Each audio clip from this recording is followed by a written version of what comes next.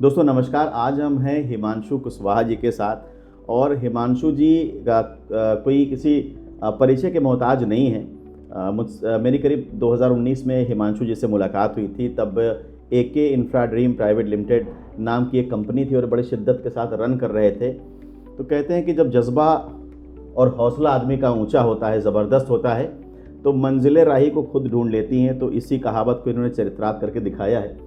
और जिस तरह से एके इंफ्रा ड्रीम ने प्रोग्रेस करी वो अपने आप में बहुत ज़बरदस्त है, काबिल तारीफ़ है। और सबसे पहले तो मैं हिमांशु जी को बहुत बहुत शुभकामनाएं देता हूं कि आपने अपनी कंपनी को इस बड़े मकाम पे पहुंचाया। अभी उसकी लिस्टिंग पे काम चल रहा है और आईपीओ आने वाला है, तो थोड़ा सा टाइम ज़रूर लग रहा है, मगर वो आईपीओ भी आकर के रहेगा। और जिस तरह से इनका जज्बा पूरी तरह से इनको दौड़ाए हुए काम करा रहा है, तो मुझे ऐसा लगता है कि आने वाले समय में एके इंफ्रा ड्रीम सिर्फ कुछ राज्यों की कंपनी नहीं बल्कि पूरे भारतवर्ष की एक कंपनी बनकर उभरेगी। और मुझे इसमें कोई शक नहीं है। तो मैं ये जानना चाहूँगा हिमांशु जी से कि आपने ये कमाल किया कैसे और क्या विज़न है आपका, और जो एक एंटरप्रेन्योर है जो नया काम शुरू कर रहा है इस फील्ड में, तो उसको आप क्या सलाह देना चाहेंगे? सर, सबसे पहले हम बात करते हैं काम कैसे कंपनी इतना ग्रो की।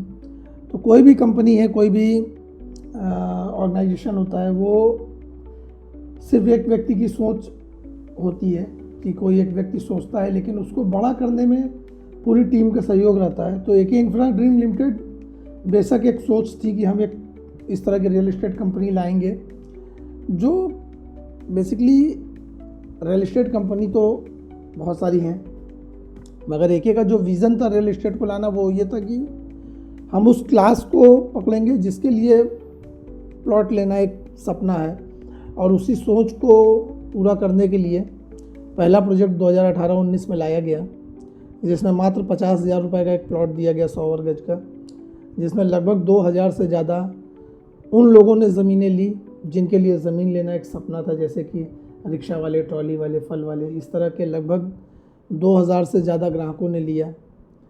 और जब इस सोच को लेके आगे बढ़ा गया तो बहुत सारे लोगों का भी ये सपना था कि हम इस सोच के साथ जुड़ें, और हमारी टीम एक प्रॉपर, हमारे साथ बहुत सारे लोग जुड़े, और उन सब का मेहनत और सबके सहयोग से आज कंपनी लगभग 3 राज्यों में अपने 30 से ज़्यादा प्रोजेक्ट को कर रही है।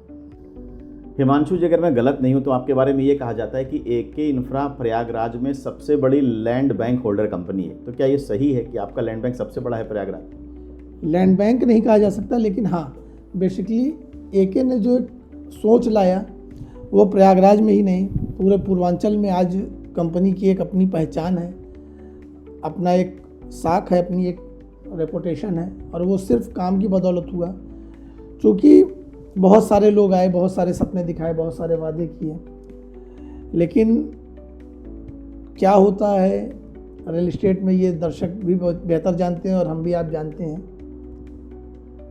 लेकिन एके ने उस चीज़ को किया। आज 50,000 के 60,000 का प्लॉट हमने बेचा, और उस प्लॉट को भी हमने ए क्लास फैसिलिटीज़ के साथ डेवलप किया, जिसमें आज हमने उस 50,000 60,000 के प्लॉट में रोड, नाली, पानी सब कुछ बना करके, इवन गेटेड सोसाइटी है, पार्क है, सब कुछ डेवलप किया। तो जो ग्राहकों के बीच में एके के विश्वास को बहुत बढ़ाया, और आज वही विश्वास है जो कंपनी को लगातार प्रगति की तरफ लेकर जा रहा है। बहुत खूब। अच्छा, ये बताइए आपके अभी प्रोजेक्ट्स कहाँ कहाँ पे चल रहे हैं और क्या प्लानिंग है आपके फ्यूचर?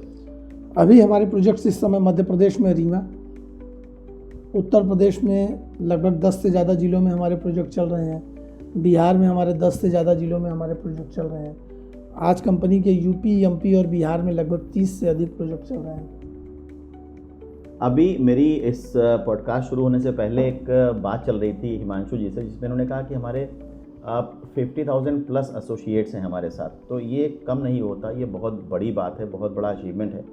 और किसी भी कंपनी के साथ अगर 50,000 से ज़्यादा एसोसिएट जुड़ जाएं तो उसको प्रोग्रेस करने से कोई नहीं रोक सकता, और वो कंपनी फिर किसी भी सेगमेंट में जा कर के किसी भी सेक्टर में काम कर सकती है। एक स्पेसिफिक सेक्टर में ना होकर के अगर आदमी चाहे कि हम इसको डाइवर्सिफाई करना चाहते हैं तो बिल्कुल किया जा सकता है।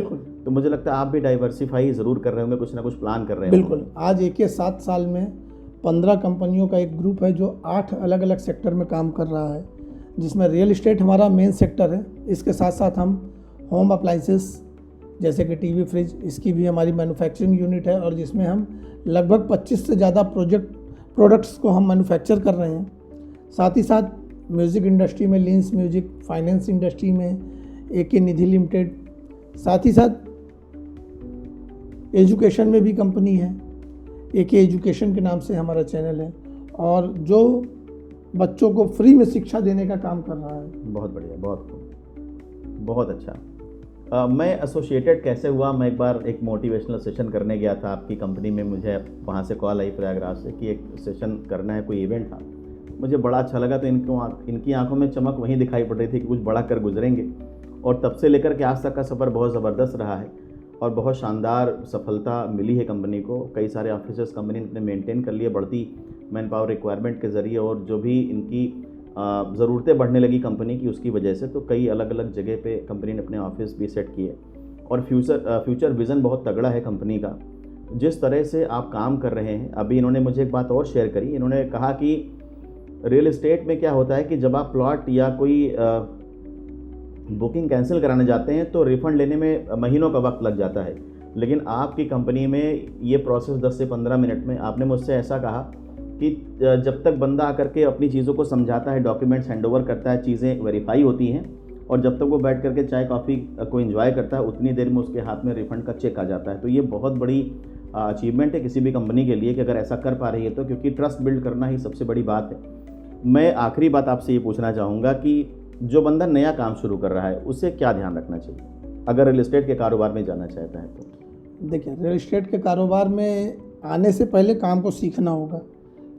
रियल इस्टेट कंपनी में आज जो काम करते समय हमारा अनुभव रहा है कि बहुत सारे लोग कंपनी तो शुरू कर लेते हैं लेकिन काम उनको नहीं आता है, क्योंकि रियल इस्टेट में एक लीगल्स का एक पूरा सिस्टम होता है और एक बहुत सारी चीज़ें उसमें सीखने वाली होती हैं। और जो हमने ऑब्ज़र्व किया इतने दिनों में काम करके, बहुत सारे लोग ऐसे हैं जो रियल इस्टेट की कंपनी शुरू तो कर लिए लेकिन उसको करना कैसे है, ज़मीनों की खरीदारी और उसकी बिक्री की कैसे जाती है, ये उनको पता ही नहीं है। तो किसी भी कंपनी को शुरू करने से पहले कोई भी व्यक्ति अगर शुरू करना चाहता है तो कम से कम 3 से 5 साल वो उस काम को अच्छे से पहले सीखे, उसकी बारीकियों को समझे कि कैसे उसको करना है।